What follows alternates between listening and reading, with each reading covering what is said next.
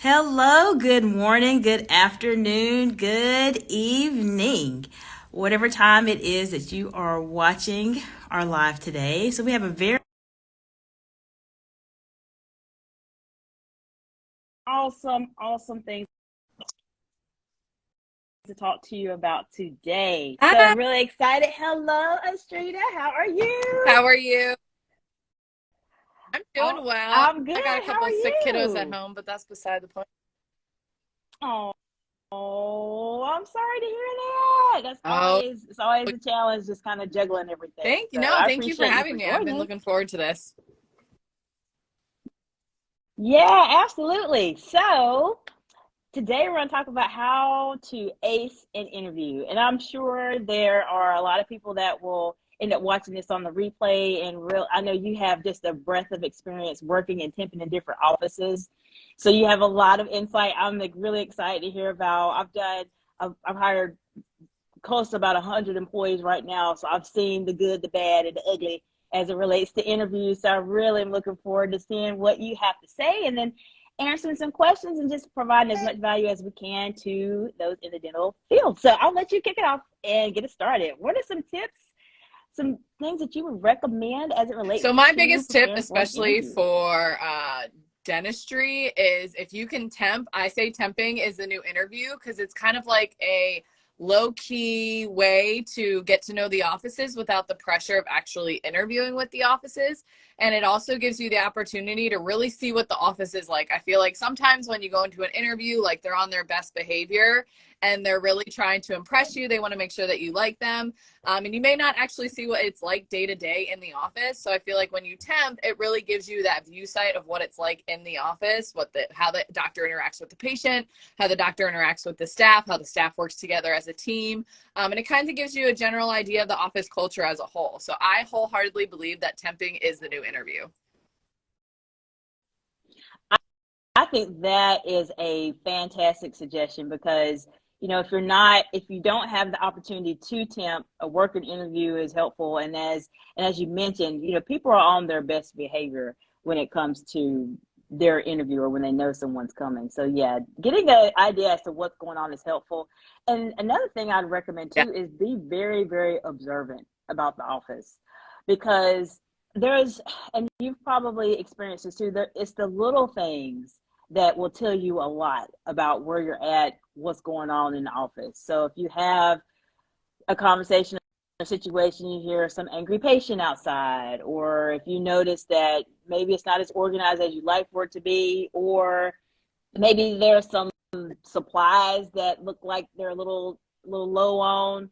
Those are things you have to really keep in mind when you're interviewing or looking into an office to work at because it's really the little things and how everybody Yeah, and interacts like with see how each their other too. sterilization run, how their operations are, see how, look at their schedule, see how their schedule is filled. Do they have situations where they're adding like a 30-minute cleaning in when it should be like an hour cleaning? Is the doctor not coming to do the exams on time? Are they calling 24/7 for the doctor and they're not Mm-hmm. listening? They're just doing their own thing and not even paying attention to the fact that you need an exam. Those are all things that you kind Mm-hmm. of want to pay attention to because if they're not operating their systems correctly and they're not addressing these issues, then maybe that's not an office that you want to work in. Exactly, because those situations will come up. And if you have a situation that where you're behind, I mean, it's going to put everybody behind. Your schedule's going to be behind. The doctor's schedule's going to be behind. Front office going to be stressed out. The back office is going to Yep. be stressed out. Everybody's going to be stressed out. So yeah, those are some really excellent points too, because yeah, you got to Yeah. pay attention to some of those little things. So if you have somebody, let's say they are starting out. I know Astrida has some courses that she offers. So if they're starting out on in hygiene, and let's say they don't have the chance to temp just yet, what are some things you'd recommend I for them if they're feel like if going in you're the going in traditional route? traditional route, you really want to not just accept the first offer that comes down the line. You go to your first interview. Don't just think that that's, even if you love the office, still go to other interviews because maybe, the next office is better and it has more opportunities for you, more opportunities for growth. Maybe they have better benefits. Maybe they're offering to pay you a little bit more. Don't just settle for the first office that offers you a job and take that job. Because I say all the time, the first sure way to get burnt out of hygiene really, really quickly, or dentistry in general really quickly, is being in the wrong office and thinking that all the offices are exactly like that, because they're not. Every office is different. But if you've only ever been to one office, you've only ever filled in at that one office, or you've only interviewed at that office and you accepted that job, then, you know, you think that they're all like that, and they're really not. So even if it is the perfect office for you, you know, maybe just say, okay, you know, can I give it a couple days to think, go to a couple more interviews, see what it's like there, and then narrow it down based off of that. Great tips, really great tips, because you're right. You do want to have an idea as to what else is out there. I think one thing to add to it too is that if you are going the traditional route with an interview, is to do some prep work beforehand, meaning that you need to know your numbers. You need to know exactly what it is that you need for you and your family to survive, for you to be comfortable where you're at, provide the care that you need to. Because I'll tell you, I interview all people, hygienists, dentists, assistants, front office. And the one question that I stump everyone at is, what are you looking for in terms of salary? Like, some people, if you're just starting out, you're really timid and shy, and you're just like, well, I don't know, whatever you give me. It's like, no, oh my gosh, please don't do that, because then you're just gonna you're gonna be just having such a bad situation. I did that so many years ago, and it's just no. So definitely know your numbers, know exactly what it is that you need. And let's say if the salary is not where you want it to be, what type of compensation plan that do they have? What does that look like? Astrida, do you have any other suggestions or any comments you want to make as it Well, I relates think that's specifically to really just important, salaries in because it's general? important to know, I say this all the time, it's important to know what is being offered with your salary. You know, do they have a really great benefits package? If they have a really great benefits package, then obviously, you know, your salary may be a little less because they're accommodating for that great benefits package.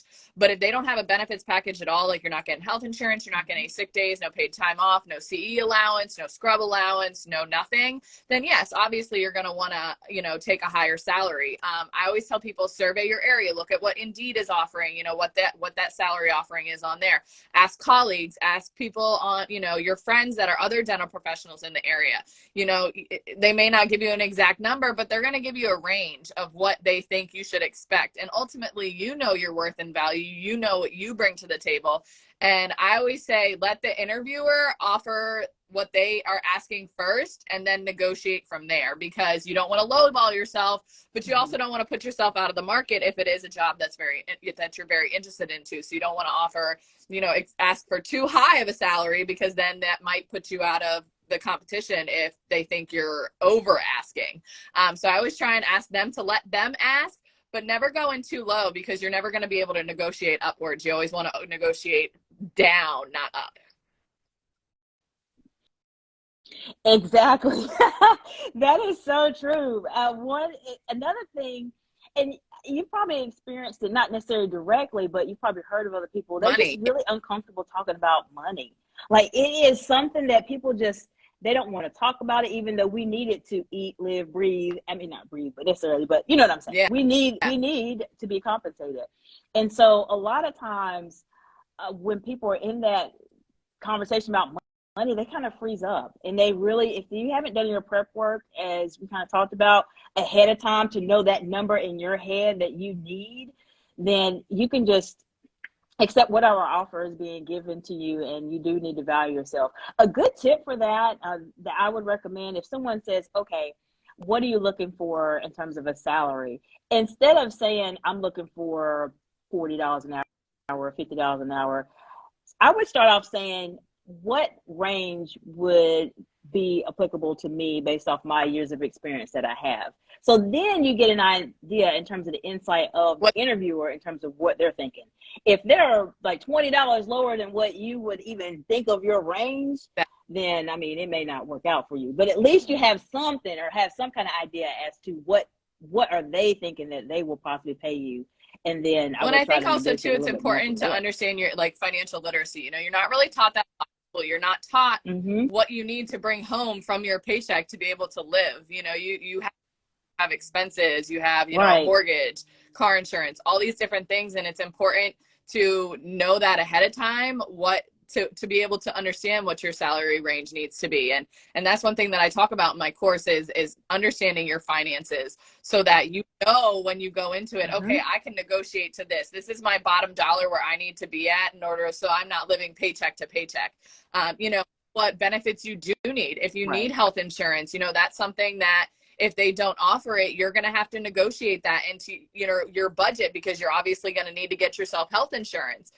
You know that you're going to have to pay for your licensing, all your CE credits. So kind of creating a budget for your, not only your personal finances, but also your professional finances are also really important in order to be able to figure out what salary expectations your bottom line needs to be at in order for you to survive and live.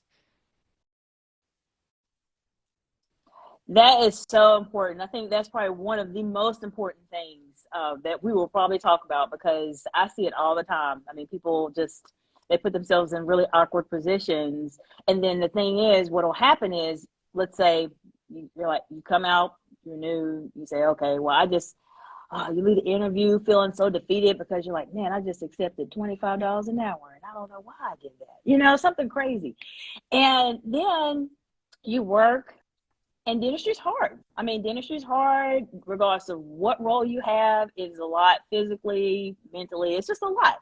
And when you have a situation where you haven't really been compensated what you really are worth, or you weren't able to be empowered to negotiate your worth, it just creates a whole snowball effect. And that a lot of times can contribute to burnout too, because you feel like, okay, I'm working for this, but I really should be trying to get exactly. And let's be honest, it's going to take a while for you to expect. I mean, raises are really unheard of in dentistry to begin with. You know, I have been at a job for 5 years and I never even heard a raise, or even they talked about a raise. So, you know, negotiating raises and to begin with in dentistry is really hard.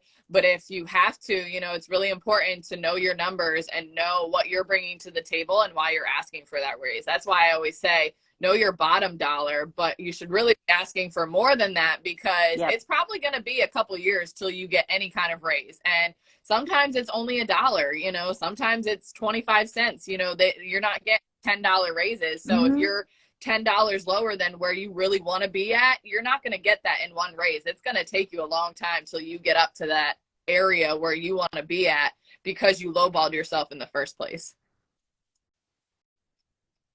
Yes, and it really sets you up for just drama, trouble, just a lot of stress when you are not really where you want to be. And she's 100% right. I mean, it is challenging as it relates to raises. I think really in a lot of industries, but it's best to just go for what you can at the very beginning to set yourself up for success, because if something doesn't work out at the particular place that you're at, then when you go to your next opportunity, then you already are at a good place to say, okay, I was doing this, I've added more experience, I'm actually worth a lot more than list about what you bring to the table. You know, if at your last job you were producing, you know, $30,000 a month for the office, you want to bring that to the table and say, hey, listen, this was what I was producing at my last office. You know, I'm anesthesia certified. I'm guided biofilm therapy certified. I'm laser certified. The more information you can bring to them to the table, the more likely you are to get closer to that higher salary range that you're looking for. And it also shows them your value and your worth, so that they feel good. Like, okay, she's bringing all of this to the table, or he's bringing all this to the table. I feel comfortable giving them this amount of money, because they're going to bring money to the practice with all the expertise that they have. Exactly. And those are some really great points. And we're reading each other's mind, because those are some of the same things I had was, what CE courses have you taken? What certifications do you have? If you've spent some time reading over some journals in hygiene or specifically in dentistry, just have an article in the back of your head. I mean, just show how much you know. That really shows your confidence and how much you can add to the office as a whole, because anybody that's interviewing, especially in the dental field, at least I'd say majority, they're really looking for the sharpest tools in the shed. I mean, they're looking for people who are doing really well, who can increase case acceptance, work well with the team, and help their office just be better in the community. So you want to be that A person, not to be the C. And really what Ashruti was saying, having those experiences, highlighting what courses you're taking, really shows that. It shows that you're taking your profession seriously, and you're even doing more work to learn out other things that you didn't learn in hygiene I school or also dental think it's school or dental important to assistant have an school. updated resume and something that's curated, that is new. It's not from like 2010 when you graduated or whatever. That, you know, I did my course this past week. We did a whole live Canva build, and up until I did a Canva build on Oh, nice. resumes, I didn't even know there were all these different ways to put color into your resume, add pictures, add all of this. I had like literally took a course on Canva how to build resumes. And because my resume was so outdated, like I had all the perfect information and what I needed on it, but there's so many new ways to make your resume look entertaining and eye-catching so that people actually want to read your resume. Had I given them my resume that I had before, they would have been like, this lady has she's old, she has no idea what she is, from like 2000s.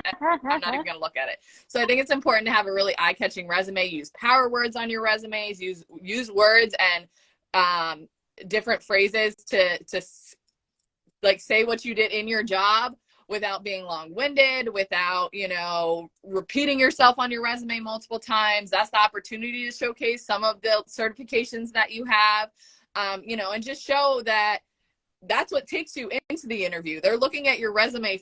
You're not going to the interview first. Mm-hmm. You're, you know, going in based because they pulled your resume and they were impressed by your resume. If you don't have an impressive resume, they're probably not even going to call you in for an interview. That's why I do say that temping is the new interview, because Right. sometimes as new graduates, you may not have the most impressive resume because you don't have all of that experience, but maybe you're a solid hygienist. You know, maybe you have the skill, but you can't showcase that on your resume because you're so new. So you need that opportunity to show them your skills, even though your resume may not necessarily be able to reflect it as much as you would like to. Yes, good point. And yes, Canva has just a lot of resume templates. I was helping a client do that the other Oh day, my and I gosh, was there's really so surprised with how much they much to have. It's yeah, and they have I have Canva Pro, but they I also have the free version of Canva too that still has a Yeah, lot of perfect great success values with on it that. also. Curating resume for speaking. I have a resume Mm-hmm. for staffing. I have all kinds of resumes. So, you know, Right. and the fact that they have multiple different templates, all of my resumes are able to look different. It's not just like the same resume. So I'm not confused either. Mm-hmm. Yes. That's an awesome tip. Yeah, because Very good tip. it's really important Absolutely. to So curate yeah, your go resume ahead. to each specific job. I've seen so many people that will send the exact same resume to every single job posting, and then they wonder why they're not getting callbacks. And it's like, well, you can't just send the same resume. You have to kind of curate it a little bit to be what they're looking for. You know, pull keywords from their job description that they're looking for. They're going to look for that in your resume, that you have those key job descriptions. And if you're sending the exact same resume to every Mm-hmm. single office, you're probably going to get pushed through because it's not exactly what they're looking for. Yes, good point. Definitely making those adjustments is really important when you're looking for new opportunities. I think another thing too, when you have somebody that's starting out, is what questions are going to be asked. And I have a rule of thumb. Well, first, there's one question that is going to be asked. It doesn't matter if you are a new graduate or if you've been working for a couple decades, is tell me about yourself. That is the number one question that's going to be asked. So tell me about yourself. I've seen different people say it in different ways. What I would recommend is to tell me about Yeah, yourself as it relates to this job. It's not tell me about yourself. We're going to go sit on the couch and I want you just to tell me what your life story is, where you know, everything that happened in your life. That's not that's really what that question is about, even though it's kind of about. Like, sometimes tell me people about think it is. yourself. And sometimes I ask them, I'll be like, Right. well, do you want to know about myself professionally, or do you want to know about myself outside of work? And a lot of times they'll be like, tell me both.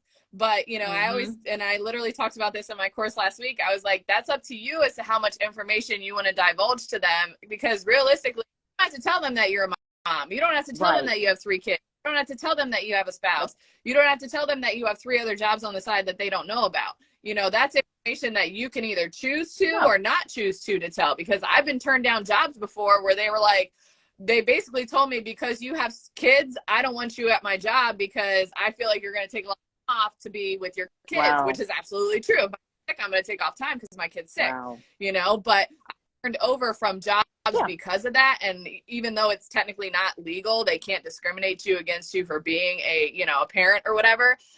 They can't pass you over for the job because they feel as though you wouldn't be committed to the office as much as they would like you to be. So it's really up to you how much information you want to divulge. That's why I always say keep it professional, you know, talk about, you know, how long you've been a hygienist, how long you've been in the dental field, you know, like you said, what certifications you have, you know, how long you've been in an office. Did you bring, you know, revenue to this office? Did you build their perio program? You know, what did you do to help curate their office and make their office better to make them want to join your team? Yes, exactly. And I would say less is more. You really don't need to tell all your personal business. You just don't. I mean, even when you're in the workplace, it's really best to just keep things as professional as possible. You do want to establish rapport and relationship with your Yeah. coworkers, but there's a limit there. I mean, there really is, because I've seen things just go south real quick because somebody said, well, I used to go out here and do whatever else. And then people talk about it in the office, then they feel bad and they want to leave. It's really less is more. Less is more. You do not have to tell all of your Yeah, business. exactly. Your And, you business know, is your there's a big business. difference between friends, colleagues, coworkers. Like, there should be a certain limit of separation there. You know, yeah, you can go to lunch or whatever, but like, I feel like when you start hanging out with people outside of the office and then something goes wrong and then that office gets Mm-hmm. brought into the office drama, and it's like, I prefer personally just keep it separate. Like, we're cool, we're coworkers, I'll socialize with you at work, but outside of work, I have my own life and you have your own life and we do our own things. Yes. Yes. I mean, that is a whole separate Right? live in itself, because Oh, I'm sure you've seen a lot too with temping, as it I've seen relates to so that. much. Yeah, yeah. And that's where I've learned to just best to keep it separate, you know? Mhm.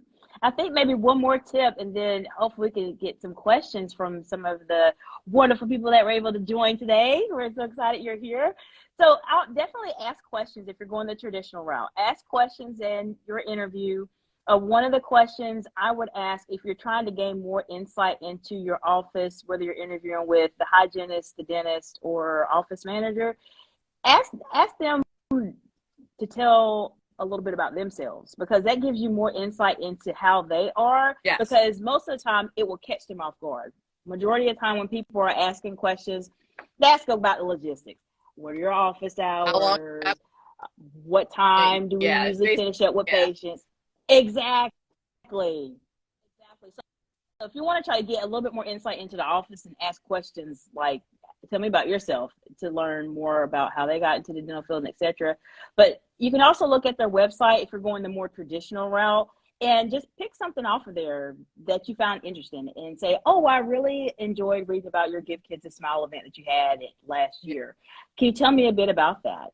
And that in itself will make you stand out just as a candidate, because it shows that you've taken some time to look at their website and there's something that Yep. you felt was And important that that's you the wanted one of to the share. biggest tips that I always say, you know, at the end of the interview when they say, "Do you have any questions?" Don't say no, because you always have, I don't care what it is, make up a Yes. question. Like 20 different questions that you could ask. And you could even come up with your own, but don't say no. One, it doesn't make you sound interested in the position. And two, I guarantee you once you leave, you're gonna have questions. So I always make Mm-hmm. something up, you know, whether it be, how do you feel I would fit into the office culture around here? What do you like about me that you feel would benefit the team, that would make me the best candidate for this position? You know, there's all kinds, you know, ask about their perio program, you know, ask them protocols are for Mm-hmm. co-diagnosing perio, what doctor in terms of co-diagnosing. You know, those are all things that you're probably wondering anyways, but you just didn't think to ask. So that was like one of the biggest things that I talked about in my course, was just what a whole list of questions that they could ask.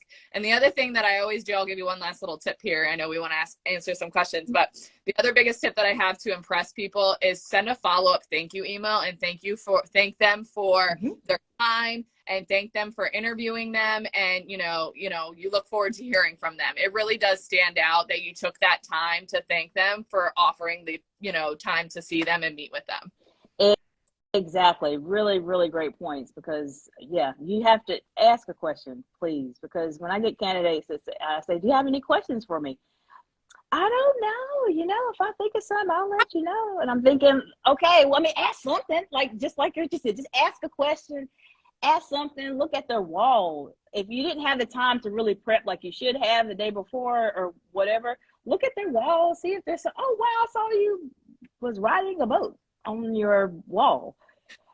How was that boat ride? And then they'll probably say something about it, even though it's as random as it is. But I'm just saying, if you're in a crunch and you just didn't have time to think of a question, then, I mean, come up with something. Please come up with something. But, like I said, that's why, even just go online and Google, like, what are the best questions to ask at the end of a job interview? Like, just have something that you can ask. Like I said, it makes you seem like you're actually interested in the position. And like I said, 9 chances out of 10, you probably have questions anyways. You're just in like panic mode because you don't know what to ask. But if you know they're going to ask that, and I guarantee you every single interviewer will ask that question at the end, you have a list of questions already curated that you can I don't care if you have it written on a paper underneath your resume and you flip through your resume and you're like asking those questions, like at least you have something. It looks like you're prepared for the interview. Yes, yes. And know yourself clinically.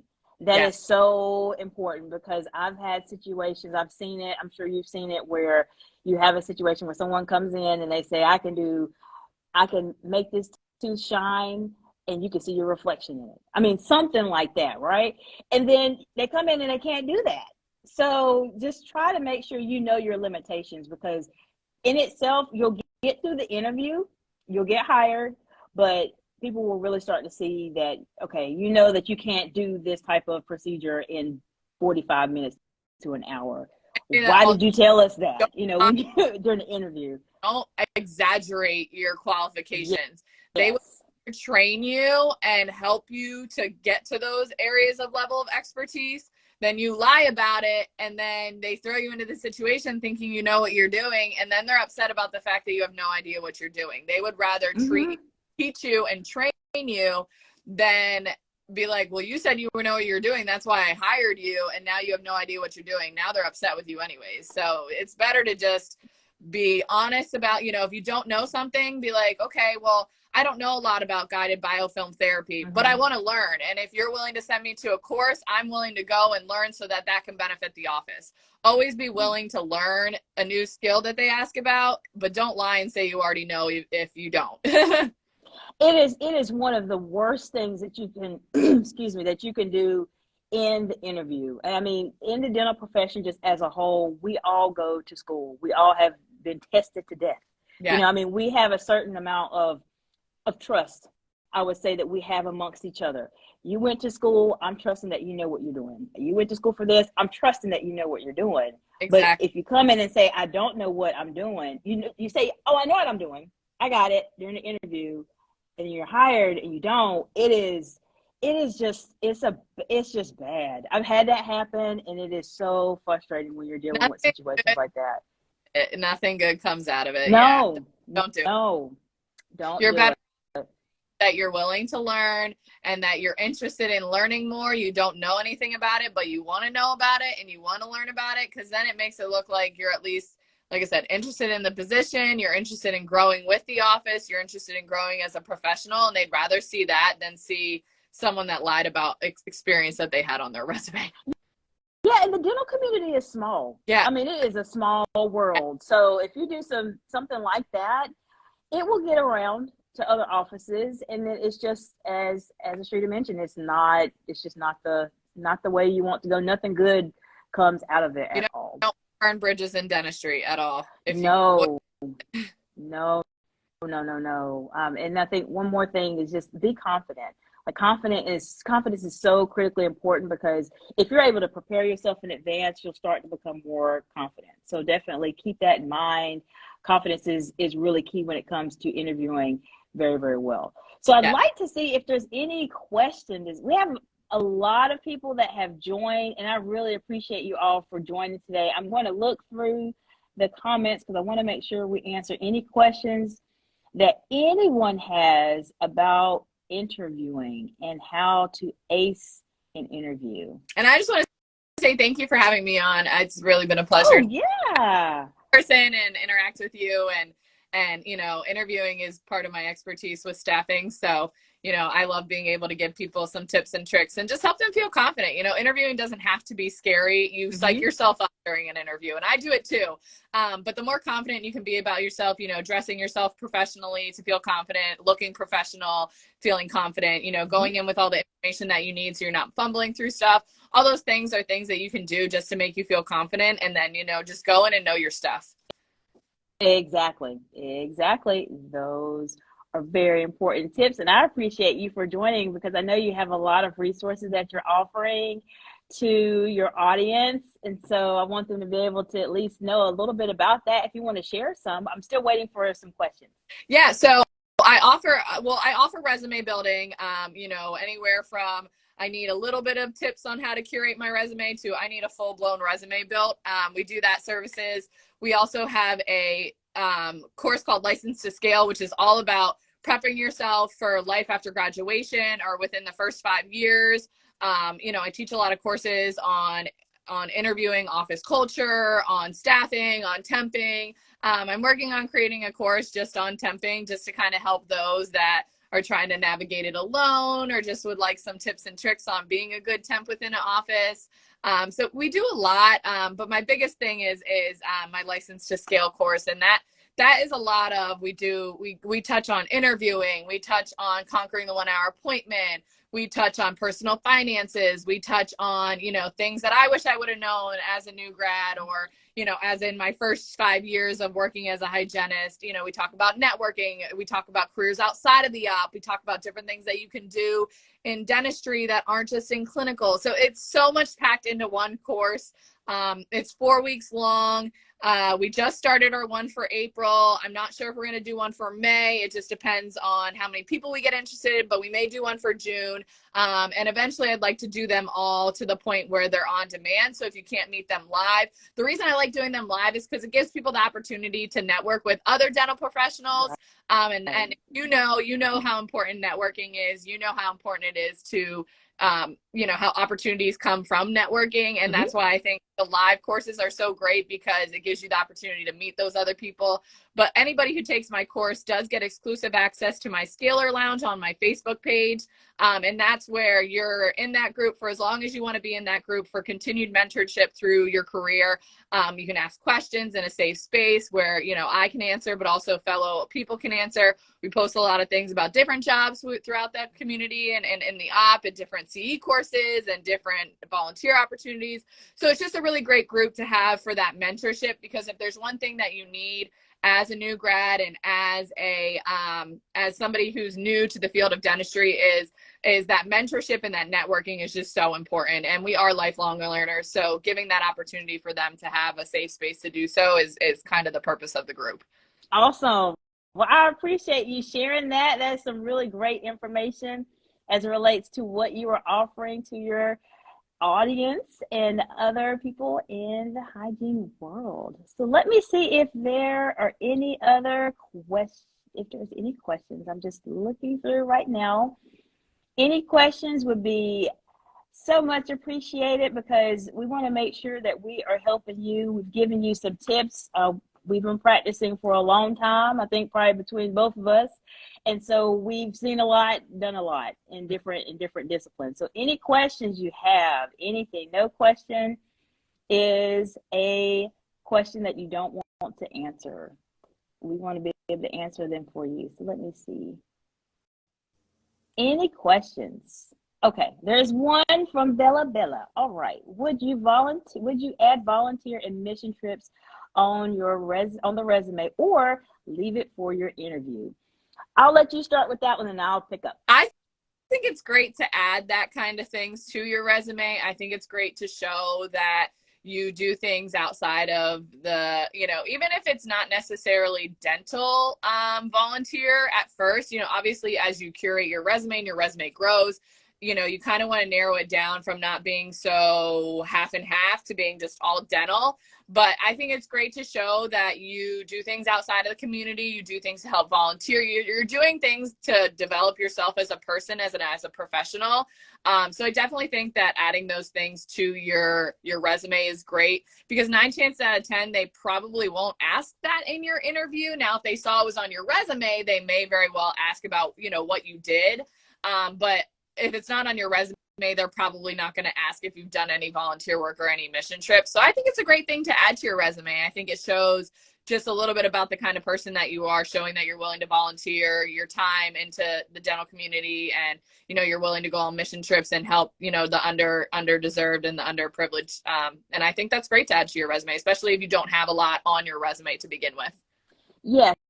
And I would definitely agree with that, adding it to your resume and then bringing it up just briefly in the interview. When you're giving a response to a question, this is a great tell me about yourself response. Like I would say something along the lines of volunteering, because it is actually really important. On my end, as on the hiring side of things, I actually do look for that, because it gives more depth to you as a person. So that's something that really does stand out in terms of the interview itself. And that's another way to ace it, really, because you're coming across as being unique. And that's really what offices are looking for, is someone that's unique, that can take care of their patients and add value to their office. And I also feel like it kind of makes me think that you're not just there for a paycheck, because you actually do your career. You're actually dedicated to the profession of dentistry, and you're not just in the job and looking for a job because you want to make a lot of money and you want to make a paycheck every single month. It shows me that you're actually dedicated to the profession, that you're willing to go out and do unpaid things. You're willing to do mission trips where you're volunteering your time and not expecting a paycheck from it. Absolutely. Good point. And thank you for that awesome question. So what are some other questions? Yes, I agree with you, Happy Flosser. That is a good point. Do you have any questions? Any questions that you all may have? Have y'all ever had any situations come up in the interview that you kind of scratching your head about? You wasn't really sure how you could have managed it or could have done it a bit differently. Any questions whatsoever? So have people joining. Any other tips you want to give as you're waiting for other questions? I think, one of the other things that we didn't really talk about is I do feel like it's really important to dress professionally for your job interviews. I've seen all too many times where people will show up in like yoga pants and clogs and like a t-shirt that I would wear to like Easter Sunday church kind of thing, or you know what I mean? Like, not business professional. I feel like it's important to invest in a professional business suit. Get yourself some different tops to wear underneath it. Make sure you're looking good. Make sure you're, kempt, and you're, if you wear makeup, your makeup's done nicely and not extravagant and over the top. Make sure your hair looks nice. Make sure your nails are looking, professional. And just go in there looking like a professional, not looking like you just rolled out of bed, or, you're on your way to Target to buy groceries. Like, it's just important to look professional. It is so important. And I think nowadays, just with everything that's been going on, we're all a bit more lax in terms of just how we carry ourselves. Not everybody, but sometimes when it comes to interviews, because there's different staffing shortages and etc. And I've had providers come in interviews with outfits that look like they just came from the beach. Yeah. And it's not professional. I mean, regardless, dentistry is a profession. Yes. You is professional license. You are a exactly. Present yourself as such. Don't come in there looking like you're applying for a job at McDonald's. And even if there is a staffing shortage, that doesn't mean you should downgrade yourself and not care. You should still put in the same effort and professionalism and care into the interview as you would if there were 30 people, interviewing for the same job as you. You should go in there, think with that mindset, not they should be lucky to have me because there's a shortage and I can do whatever I want. That's not the mindset to have when going into an interview. Exactly. And dressing for success is so important.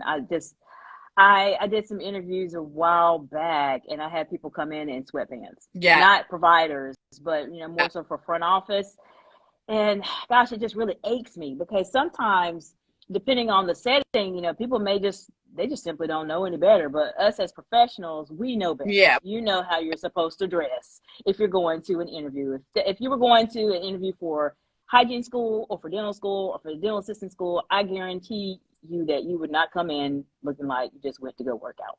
No. It's not gonna happen. It's not gonna happen. Not gonna happen at all. So there's another question from the Happy Foster. Thank you so much for the question. Okay, what is the best way to approach the tough interview question if you can't think of an answer? I will let you start. I can give some tips on that one also. I think that's a tough one. I think it's important to just, like I said, prep yourself. There may or may not be there's obviously no best answer to any question. It's going to be curated differently based off of each person. And it really depends on the question itself, what they're asking. If it's something that you don't feel is like professional or something that they should be asking, you can kind of just be like, I don't feel comfortable answering that question. Or, it's really hard to say because it's like, what is the question that they're asking that you're having trouble answering?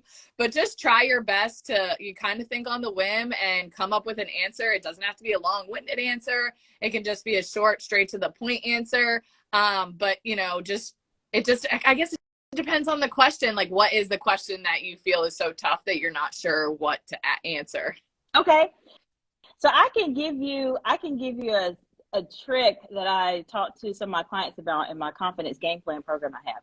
So if you are in a situation like that, here's a tip that you can do. If you're not sure, you just don't know how to answer the question, the most important thing to do is listen. Like, you really have to intently listen. You don't have to nod your head at every single thing that's said because it will distract you. So listen to what they're saying. And one tip to buy yourself some time so that your brain can start thinking is to ask them, can you please repeat the question again? That's a good. Even though I heard the question, I know what you asked me, but I don't know what to say. So that's okay. Ask them, can you please repeat that question again? They may rephrase it a little bit to where it makes sense to you this time. Or if they say the exact same thing, that's fine. That gives you at least a couple of seconds to process and think of what kind of response it is that you want to say. You may say something along the lines of, well, I think that's a really great question if you think it's a great question. If you don't think it's a great question, then I would say that's a really interesting question. Interesting meaning like, yes, interesting, but I don't really like it, but that's okay. I would say something along those lines of, that's a great question. I found that times working with patients, just turn around the patient care some kind of way and tie in maybe something else that has already been discussed in your conversation. That would be my approach that I tell a lot of my clients to do when you feel stumped and you don't know what to do. Because a lot of times in an interview setting and even in public speaking, I tell people they're really afraid of the pause. Like, they're afraid of silence. Silence is okay. Silence itself helps to establish an executive presence. Silence itself gives you time to think in your head as to what you want to say. Silence is okay, but sometimes it can become uncomfortable because we just don't feel comfortable. It's like, I got to answer this question like right now, when you really don't have to. Just give yourself a little bit of time. Those are great tips. Thank you. Thank you. All right. Happy Foster. I hope that answered your question. Okay. And so Bella has another one to add to the Happy Flosser, or a weird statement. Okay. During my interview, the office manager shared that the dentist was happily married. The dentist was young and the office manager was not his wife. Yeah. It's kind of awkward. Yeah. That is kind of, yeah, you're right. That is weird. Yeah, that is weird. And I would probably just nod my head and be like, okay, that's cool. That's definitely a okay. That's really, I mean, that's just a okay. I feel like I'm a normal question to divulge, but whatever. Yeah, it's like, I'm acknowledging you said that, but that's about it. Yeah, exactly. Like, oh, yeah, awesome to know. Yeah. Next question. Yeah, that's a really awkward question. But I mean, like I said, every now and then you're going to get thrown some awkward questions, and I don't know, throw it in your curation bank for stories to tell later on in life, I guess. Right, right. Just like you're telling us now. Exactly. And that, maybe that's a red flag to you. Maybe you see that as like a kind of like a, okay, you know what I mean? Like, yeah, that's kind of, yeah, I got nothing for that. That's kind of just awkward. Is, and there's probably other, and speaking of red flags, because all the There's, times we see it, it's a lot of times you don't notice it. You just say, that's kind of weird. But ultimately, some other crazy stuff will probably end up happening. yeah, So yeah, definitely, I would take a pause on that. I would say, oh, okay, good to just know. leave it at that. But there's some other things in that office that, as we mentioned a little earlier, I'm not sure if you were on just yet, is to really observe the office. Yes. Really observe the office, because if you had a comment like that, there might be some other things that come up that may make you pause and maybe wait And for a little yeah, bit. and question things. Yeah, exactly. Yeah, absolutely. All right. If there's no other questions, unless there's anything else you want to add to our live, it's been a pleasure chatting with Yeah. you. Yes, I'll absolutely. have to do this again on a different topic. Oh, yeah. There's so many topics to go over. Okay, so here we have another one. All right. Thank you. Hi, Genius Smile. Okay, during one of my interviews, the doctor told me you don't need to work too hard. You need to work smart in his office. Okay. Do you want to go start with that, and then I'll pick up. Um, I'm wondering what it's in context to. Like, I get it. You don't want to work too hard. You need to work smart. I'm wondering if he's just kind of thinking in the terms of like time saving tips, but still doing a quality job. Like, is that where his mind's going at with that question? Maybe, maybe not, that would be my best guess for that, is like, trying to find ways to still do your job proficiently, but in a timely manner. Maybe they have a lot of hygienists that have issues with conquering the 1 hour appointment. Maybe they struggle with staying on times with things. So he's like, you don't have to work extra hard. You just have to be able to do what you need to do in that time that's allotted. That's kind of where my mind's going with that question, but I'm wondering if you had a different explanation for it. Yeah, I think on the doctor side, from my perspective, hearing what the doctor said, and as a doctor also, that's what they're talking about. It's just be efficient, be as efficient as you can. Uh, you don't have to work hard. I agree, but you do have to know your limitations and really plan ahead. Dentistry is the best way to be efficient, is really to plan ahead. So I think that's what they're referring to. I can just say on the doctor side, that's something that would make sense That based off was what my was answer. Yeah, it's said. just, make sure that you're able to do everything that you need to do in that hour time or however long a time that you need. And if you have to go over, explain that it's okay to reappoint a patient if, it turns into more of an invasive, it's a gingival scaling, or they actually need scaling and root planing, and just know, like you said, know your limitations. Right. And if you have a procedure that you're doing on the doctor side, if just set the expectations at the beginning. You can tell the patient, okay, we plan on starting this procedure, but if it's more complex, we may just be able to do this one particular tooth today, or whatever the case may be. So yeah, that's a really good point. Let's see. Okay, so Hygienist Smile said, I worked for them for 3 months, and later I found out she meant to sell products and overtreat with SRPs and etc. Well, that's a whole nother, And that's a red yeah, flag. yeah. And do treatment that's unnecessary. That's not an off, that's, it's not, probably not an office you really want to work for when they're overselling dentistry. Yeah, I agree 100%. Okay, so yeah, that makes sense. Okay, all right. Well, I don't have anything else besides just be confident. There's a lot of resources that Astrida has Yeah. to offer for you. You can DM me if you have any other questions, or you can ask yourself as well. We both would be happy to answer any questions. Absolutely, absolutely. And we both have YouTube channels, so we have videos that go more into detail on different aspects of our disciplines.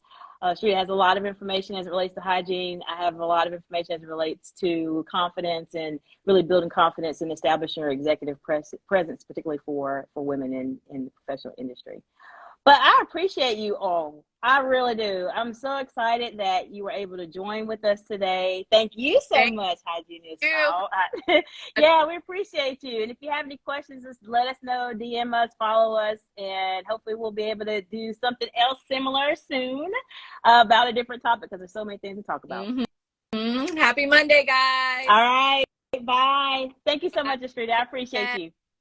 Bye. Bye.